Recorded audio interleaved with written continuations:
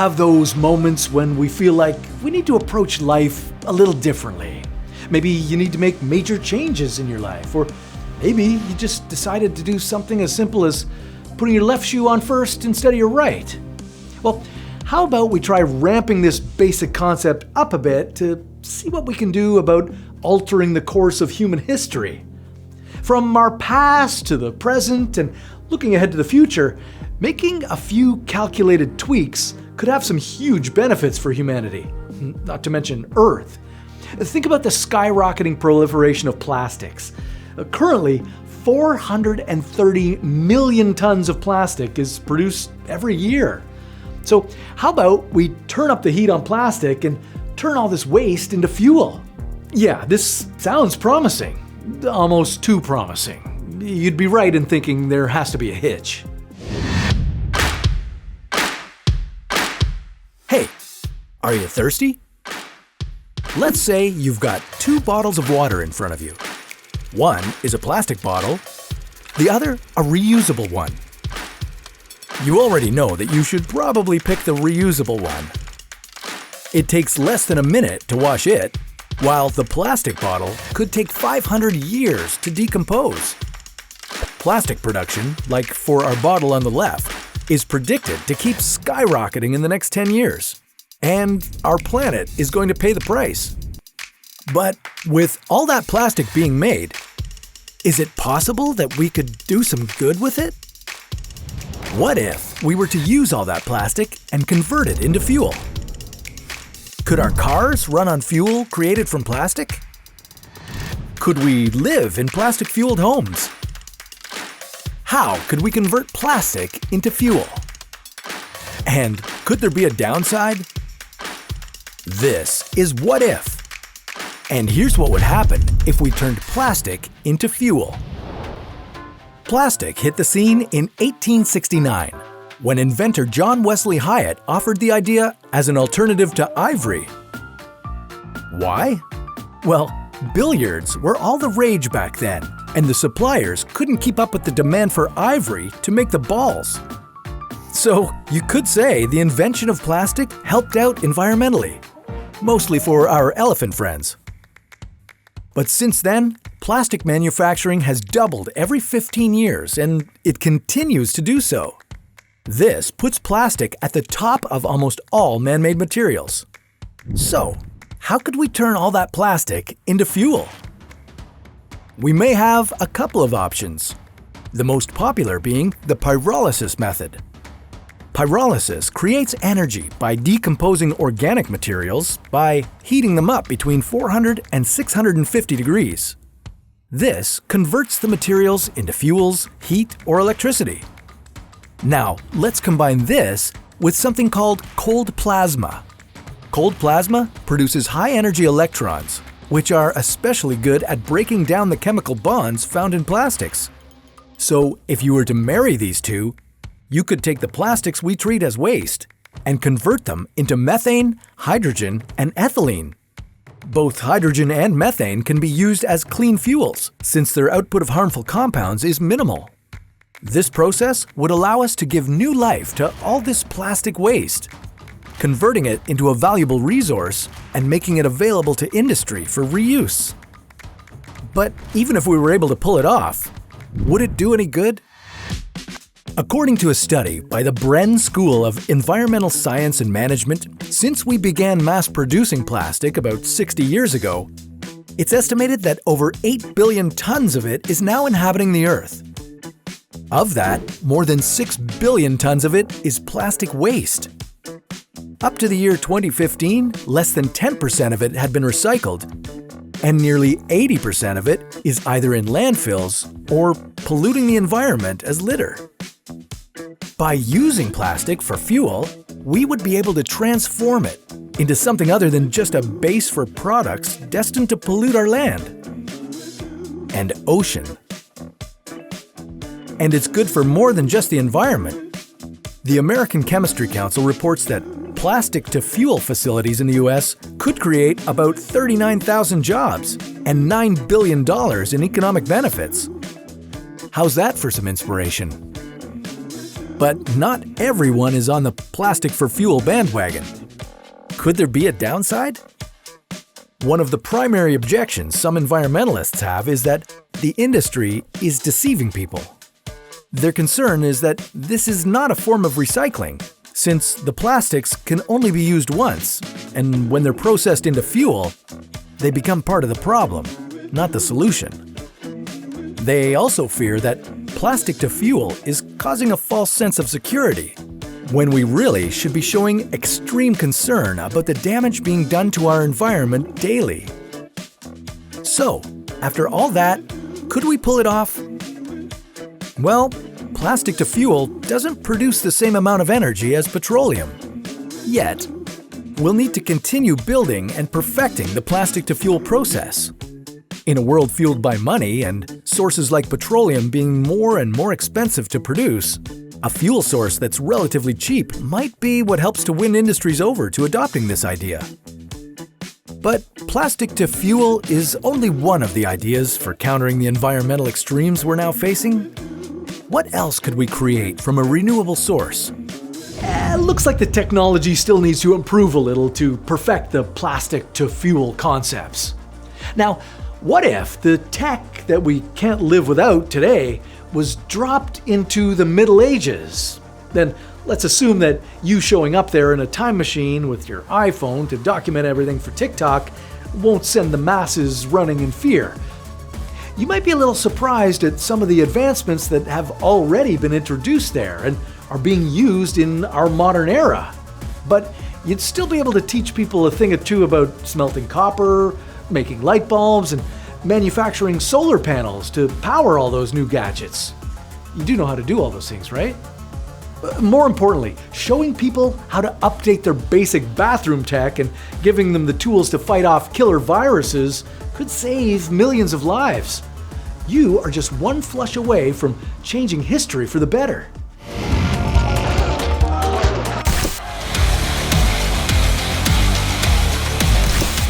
The Middle Ages, a time when you were more likely to die on the toilet than take a bath.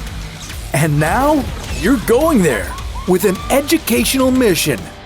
It's up to you now. Let's show the Middle Ages how it's done. But would you be tried as a witch? Could you cure all diseases? Or would you accidentally create a new pandemic?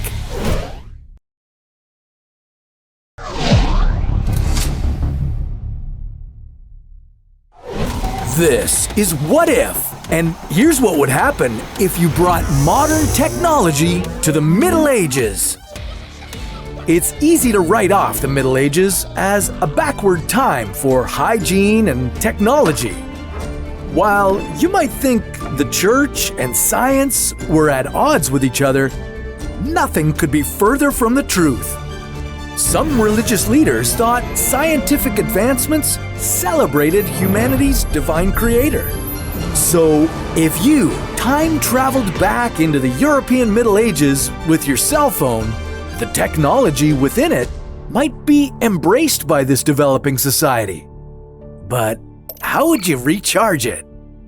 Excuse me, anyone here got a charger? Historians refer to the years between 500 and 1500 CE as the Middle Ages. But if you traveled back to this time to Europe, your presence and technology could fast forward the era into a different form of enlightenment. So don't worry, those torches aren't for you. I don't think. And if you want to make this world a better place, you could start in the bathroom. In this time, the upper class built toilets called guardrobes. These devices dropped everything out the side of the castles and into a moat below. Oh geez, watch your step. While China was making advancements in toilet paper, European society was waist-deep in, well, waste. This unhealthy environment created bacteria that spread diseases like cholera, which could kill you within hours. Introducing toilet paper and a sewer system made of bricks would prevent many early deaths. what about other diseases? Well, better hygiene technology wouldn't cure everything. Smallpox was a deadly disease that killed nearly 33% of those infected. And we didn't invent a vaccine for it until 1796. Bringing that vaccine back to the Middle Ages may not work as well as you expect, though, because you would run out of it and you wouldn't have a way to make more. But Dr. Edward Jenner, inventor of the smallpox vaccine, found that milkmaids infected by cowpox became immune to this disease. So, if you brought back cowpox and used it to infect people, you could create an early immunity to one of the world's deadliest viruses. While a cowpox pandemic could take many lives, it would kill much fewer people than smallpox. And maybe you should wear a mask for the first few weeks so you don't spread any viruses from the future. Okay, now that you've healed Europe of a life-threatening disease, it's time to connect it. While the discovery of electricity dates back to the ancient Greeks, this concept is still just an abstract thought in the Middle Ages. Although you could show the Europeans how to use the materials they have to create the world's first electrical grid, you could teach people to take copper, smelt it down, and meticulously pound it by hand into wire. Then, using magnets, you could create an electrical charge and direct it wherever you need it. You would still have to teach people how to build light bulbs, solar panels, and engines, but you've given them the basis of a new age of connectivity. Can you hear me? The printing press could become electrified hundreds of years earlier, and images and text could be transmitted worldwide. Knowledge wouldn't be restricted only to those who can afford it. But even with an electrical grid, could you use your cell phone? During the Middle Ages, people used a popular device called an astrolabe that could tell the time, give your location, and even predict your horoscope. Introducing handheld mobile devices would make this hanging status symbol obsolete. But would this advancement just turn into another boredom killer? With the electrical systems in place, you can finally recharge your phone, not to mention your time machine. The changes you made would speed up humanity's development. And the future you grew up in may not even happen.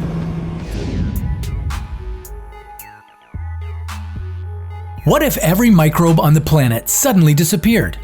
No more germs, no 5-second rule, just pick that cookie up off the floor and eat it. But surely it wouldn't be all good. Doesn't our planet rely on bacteria? Can humans even survive without microbes in our bodies?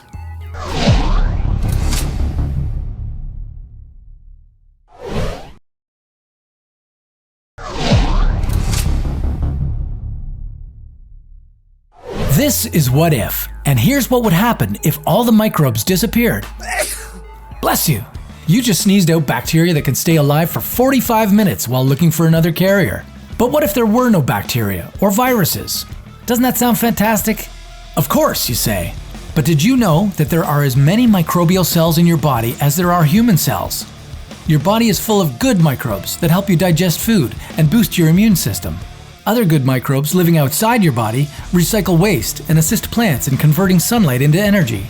In short, bacteria are all around us. Without them, life would no longer be possible. Or would it? In the 1880s, microbiologists believed that the existence of animals would be impossible without microbial life.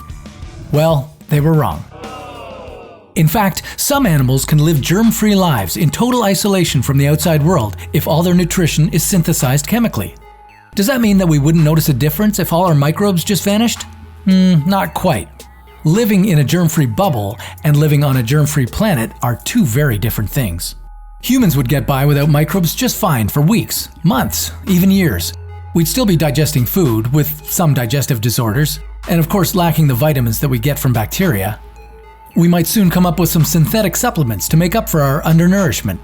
Seems like no big deal. But not for all the ruminant animals. Their gut microbes are essential for plant digestion. Without microbes, all the cows, goats, and sheep would starve. Maybe not the best way to turn the whole world vegan. What's more, plants would start dying out in a matter of days. They'd be deprived of all the nutrients that bacteria used to decompose for them. If humanity didn't come up with a synthetic fertilizer to feed all the plants, within a year there would be no photosynthesis on the planet, and no more plants. Without plants, the planet would experience rapid global warming. Plants convert all the carbon dioxide that we exhale into oxygen. Likewise, they clean the air from all the fossil fuels we burn. If they die, the concentration of CO2 in our atmosphere skyrockets. The world would be a pretty crappy place to live. Literally. Bacteria's list of responsibilities include breaking down biological waste. Poop. Without microbes to take care of human and animal stuff, it would all build up, both inside of us and out. After death, organisms wouldn't return nutrients back into the soil, completely messing up our ecosystem. And what about the myriad of microbes sustaining life in the world's oceans? Without these bacterial contributors, would all organisms depending on oxygen just die out? Yes, but not right away. There's enough ocean oxygen to last at least a few 100,000 years before we solve this problem. That is, if we figure out how to stay alive that long. Some parts of our human cells evolved from microbes, and if these microbial descendants were to vanish too, well, we'd be dead in a minute. Sounds like a bit of a mess in which humanity has very little chance of long-term survival. Maybe getting a cold and a world full of bacteria isn't that bad after all. Alright, I guess microbes get to stay. If we can't get rid of them, how about we try to tame other elements that can cause harm to humans? Weather? We need to talk about your role on Earth. Pull up a chair. Now, instead of weather restarting itself, what if we gave it a little helping hand and took full control of it? Scientists have already put on their geoengineering thinking caps to perfect something called cloud seeding, which allows them to strong-arm clouds into producing rain and snow.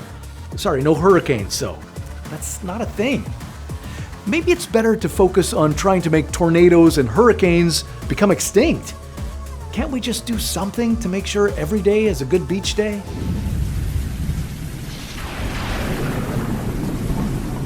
What if we could manipulate the weather just like that? Would there be no more hurricanes, no storms, and no floods? Could we ease climate change? And who would decide what kind of weather to make?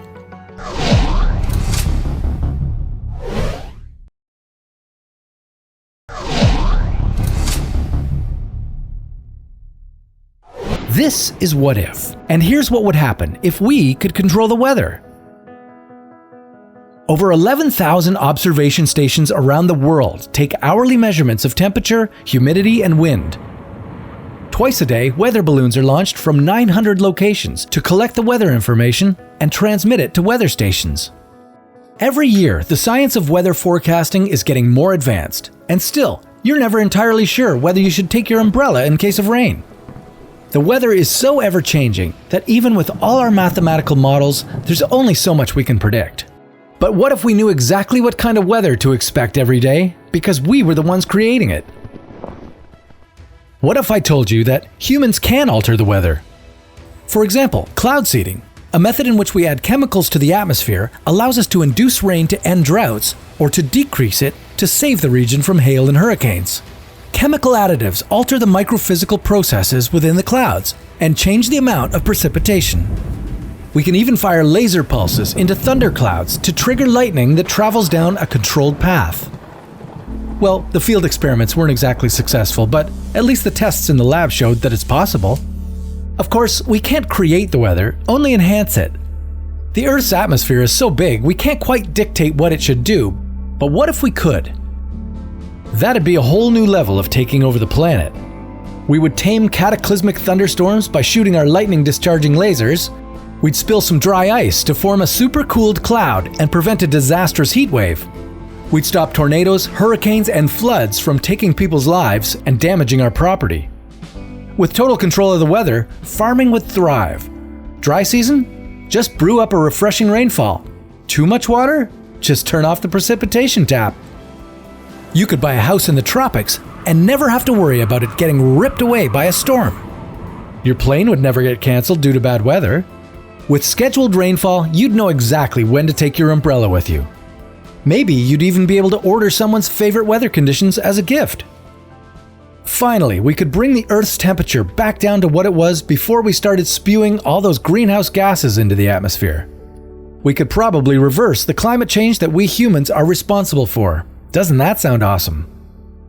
Being able to decide the world's weather is serious business. Who would control the weather? And who would control the people who control the weather? Well, governments might create some sort of Ministry of Weather Modification, or private companies might be allowed to monopolize the weather. Then they'd get to decide how much you pay for a sunny day. Would the weather be weaponized? Could we create bolts of lightning for personal use? And what if countries started fighting or going to war over weather priorities? There are some serious threats to consider when taking over the weather, but it doesn't look like we'll have complete power over it anytime soon. Until we do, people will always have something to complain about. We spent a lot of time chatting about plastic today. Well, up next, it's Garbage Day. I'm wondering if we might be able to do the entire planet a huge favor by dumping our garbage somewhere that may or may not exist. But that sounds like a story for another What If?